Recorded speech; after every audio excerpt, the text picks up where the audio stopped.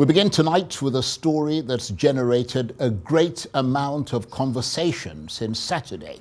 President Trump saying he could send the US military to Nigeria after accusing the Nigerian government of failing to protect Christians from attacks by Islamist militants.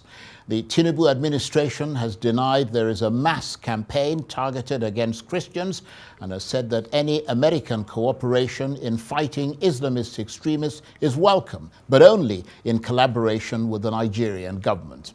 But there are those even here in Nigeria who say there is a calculated attempt to attack Christians and that the government isn't doing enough to tackle the problem. They cite the attack back in June 2022 of a church in Ondo State by militants who the government has accused of being members of the jihadist group ISWAP. The St. Francis Xavier Catholic Church in Owo is considerably further south than many Islamist attacks in Nigeria. The militants attacked the church with bombs and shot at those who tried to escape. 41 people were killed and more than 100 were wounded. The attackers subsequently escaped, and up till now, 3 years later, the people of Owo have not had their day in court. Well, for more on this, I'm joined now in the studio by Father Atta Barkindo, Director of the Nigeria-based Policy Research Institute, the Kukah Center. Thank you very much indeed for coming in. Thank you, Charles, for having me. Just remind us of what happened in Owo, Ondo State, at the St. Francis Xavier Church on the 5th of June, 2022, which was Pentecost Sunday, when a group of Islamist militants came and attacked the church immediately after the Mass ended. I mean, you have to understand doctrinally, the jihadists will actually tell you that in Islam there's only one God, and it's shirk to associate any God with that single one God. And for us in the Catholic Church as Christians, we have one God, but God the Father, God the Son, and God the Holy Spirit. And so Pentecost is actually a day of that celebration. So when they attack, they are also attacking not just physically, but your own ideological understanding of what God is. And so they were having this service, and it is so sad that they had to enter this church and massacre, these people that have died and be killed. So we keep praying for the family, and we hope that after 3 years, the government should respond really to these people who have been affected by the violence. So they bombed the church, they shot at people, killing 41 of them, wounding more than 100 people. They then went away. What have you, as part of the bigger Catholic Church, been hearing from the government in terms of apprehending the attackers? We understand the authorities say they've arrested in that 3-year period about 5 of them, but up till now, 3 years later, nobody has appeared in court. I mean, in Nigeria generally, that is actually the culture of impunity. Or it's not the only incident. A lot of incidents have happened. Killings have happened, even in churches and in mosques. But most times, people are actually not held accountable.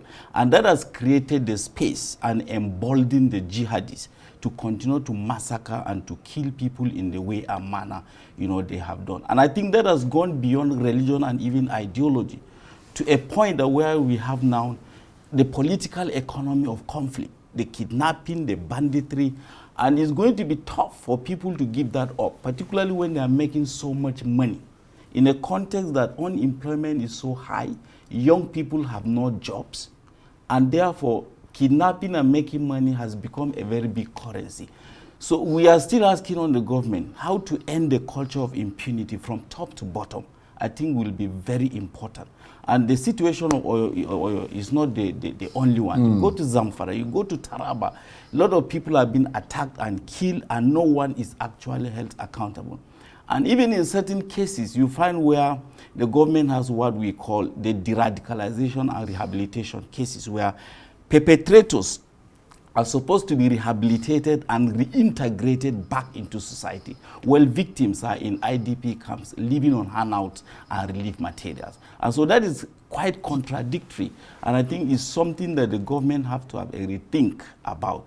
and to see how we can rejig the situation. And just in terms of the people of Owo and all the other people that you've been talking about, how they might be recovering from the attack. You talked about a lot of them in IDP camps and so on and so forth. I mean, one imagines that the psychological wounds must still be very deep, and it is something of a long road to recovery for those who actually survived that attack, and there's no programs for them to recover. Absolutely. You look at Owo, you look at Dogon Hawa in Plateau State, you look at Zakibiam in Benue State, you look at Kizara in northern parts of the country, and even some of the situations that happened in Bayelsa. A lot of those young boys who were affected, probably they were 7, 5, 4 years, now 15, 20 years down the line, they are adults.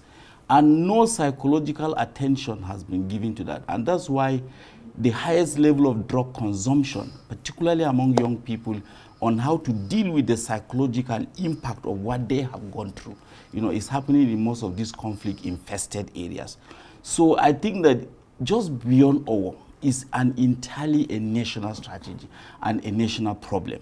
So we have to find not just the physical, rehabilitation of people, but also the psychological attention that we should give. Otherwise, we end up with a whole generation of young people that are psychologically broken. And therefore, the sort of contribution that they can make to the social condition of this country could become really very difficult. Very important point. And does that road to recovery feel even longer because of the perception that nothing has been done to address the injustices that these people have had to face? There are accumulation of grievances in this country, either against individuals, against institutions, against the government. Why? Because these conflicts happen and nothing is done. And then the society moves on as if everything is okay. So it's really going to be a very, very big problem. How do we overcome that? At the Kukah Center, we try to provide community engagement. And one of the things that is missing, really, is just like what happened in Gachacha, Rwanda, the Gachacha project, where simply people come and sit down and tell the truth and onboarding what has been in their mind, just bring out all the poison that has been accumulated over the years and tell their own stories. I will give you an example. Myself and Bishop Kukah, when we started this program, we were in Maiduguri just to speak to victims. And one of the women said, even if you bring back my son, who is a member of Boko Haram, I won't forgive him because he killed his father and his own brothers in my presence for not believing in his own brand of Islam. And a lot of families are living with these stories, but they don't have the platform. There's no outlet. There's no outlet to even share really what is happening. And I think for us, it's a very, very serious problem. If you look at these institutions like NIM Foundation, run by Akilu, Dr. Akilu, these are the sort of interventions that they are offering. So beyond relief materials, beyond physical rebuilding of houses, the mental recovery of the person is much more important. And I think that we can only do our best, but the government really has to step up too. And as you said, beyond Owo and some of the other places that you mentioned, there are numerous other attacks that don't even make the headlines. Absolutely. In other places in Nigeria, in churches and so on, in recent years. But when President Trump talks about an existential threat to Nigeria's Christian population, how do you respond to that? Technically, we don't want to lay too much emphasis on the technical definition of genocide. I think the most important thing is that lives are being lost. And let us deal with what Trump has not said, rather than what he has said. Trump didn't say Christians are killing Muslims or Muslims are killing Christians. Trump did not say he is coming to fight Muslims in Nigeria. We believe that the jihadists and the terrorists are killing both Christians and Muslims.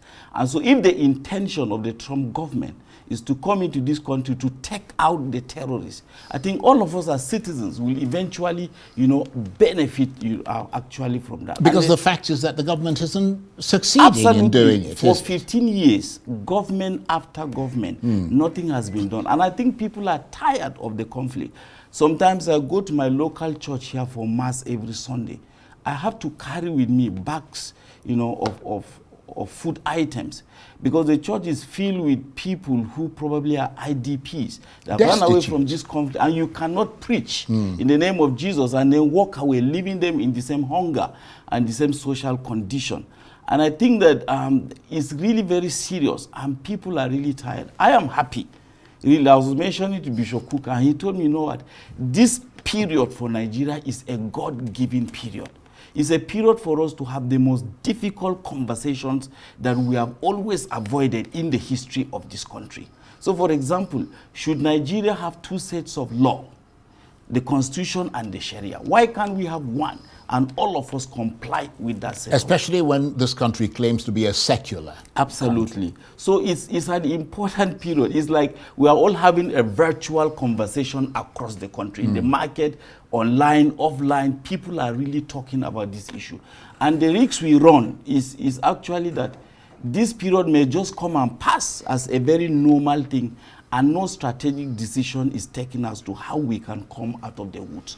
So it's important we have this very difficult conversations. I think a lot of people will agree with you. The bishop, of course, in charge of Owo Catholic Diocese, Bishop Jude Arogundade, has said that he shares President Trump's sentiment and that anyone who says otherwise is not being honest. And obviously, his parishioners, I mean, his people in his diocese are the people who got slaughtered. I mean, do you agree with him?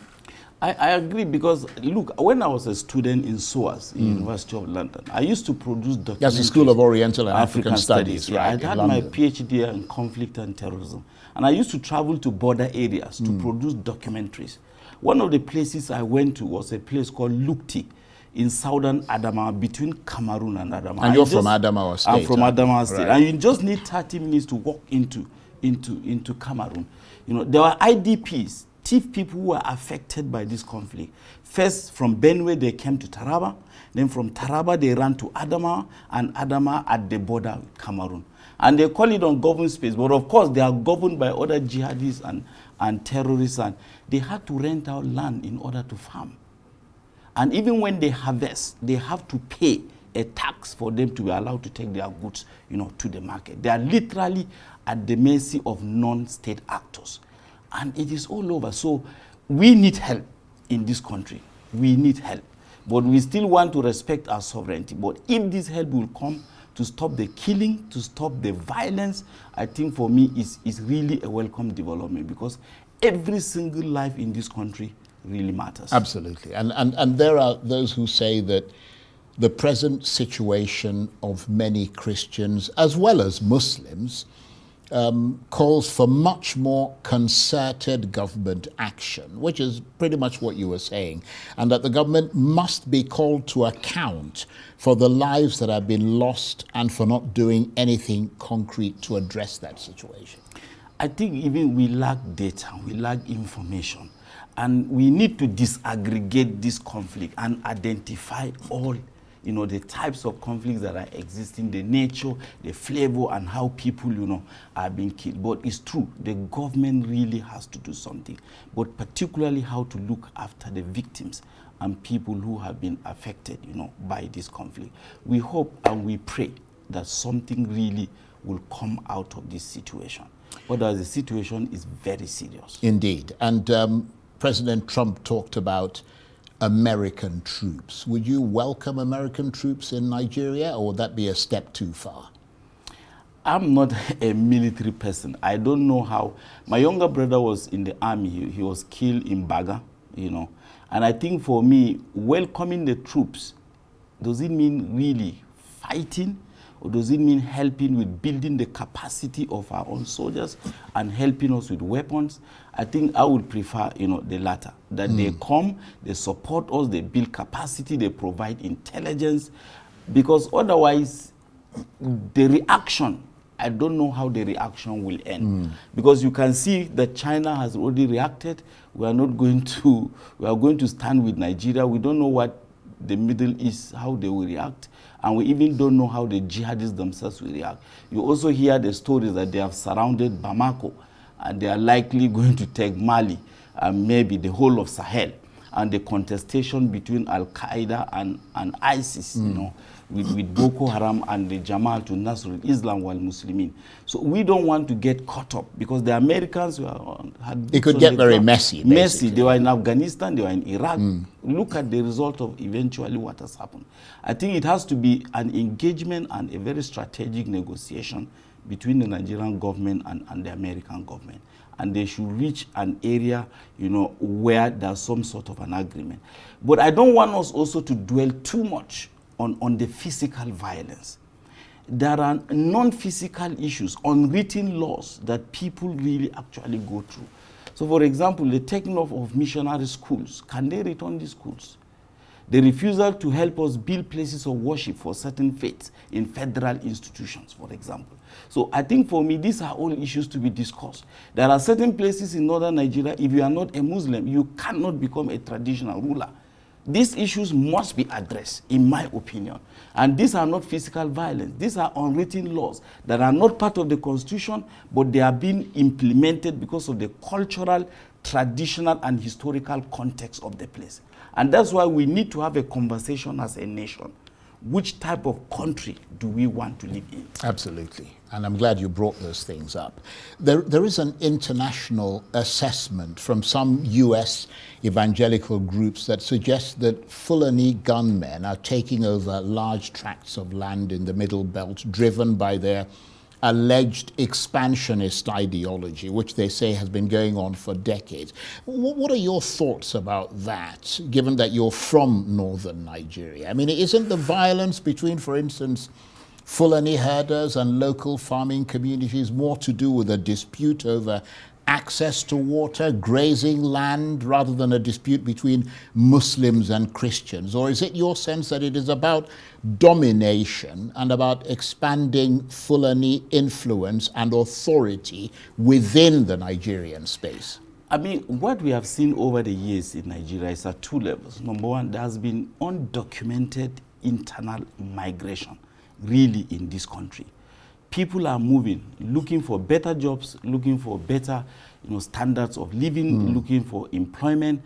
And most of the movement is from the far north down to the Middle Belt and the south. And once people move, they move along with their identity. They move along with their religion. They move along with their history, their culture, their language. And of course, when they settle, they don't want to forget where they are coming from. And I think for me, that is the evidence we have seen. And that is true. If you go to southern and central Taraba, for example, lots of people have moved from Katsina and other places and settled there. The second element is the environmental impact of this. My village is very close to Cameroon. It used to be very forested, where we find hyenas coming to steal my father's goat, for example, in the night.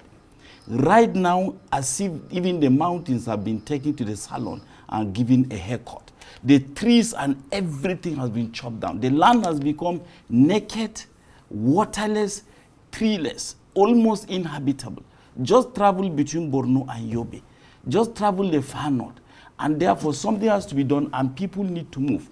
And in that process, people weaponize their identity in order to survive, in order to participate in politics. Yeah, people turn into their own little sort of And so for me, this is my own reading. This is my own reading. And when you now add the culture of impunity and lack of accountability, therefore people can use these identities to dominate one community or the other. They even change the names of communities back to their own either tribal or ethnic names. Right. And is really what is happening. Well, let me just make this point, because it's always important to bring out the data and the statistics. The group known as ACLED, which analyzes political violence around the world, says that if you look at, it's an independent group, that if you look at the attacks by Islamist militants in the north of Nigeria, thousands of people have been killed, but ACLED says most of these have been Muslims, not Christians. Is that a fact? Because